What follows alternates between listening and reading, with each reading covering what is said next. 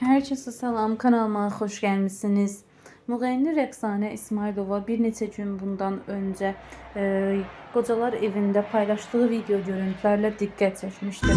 O sosial medya hesabında bu dəfə şəhid anaları ilə birlikdə paylaştığı videoyla görüntü ilə bağlı diqqət çəkib. Rəqsanə İsmailova da üzgərini əməliyyatı etdirib.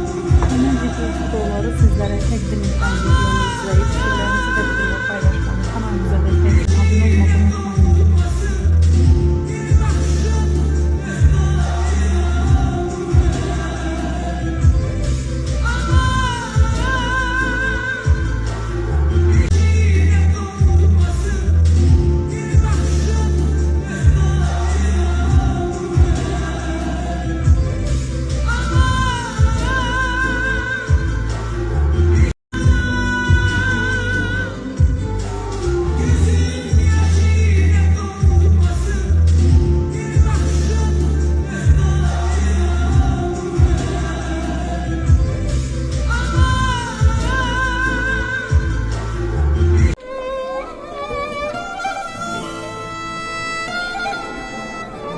Evlatdan ayrı kalmak çok şənsimdir ve ben bu günleri burada sizi görürüm, kövrəlirəm.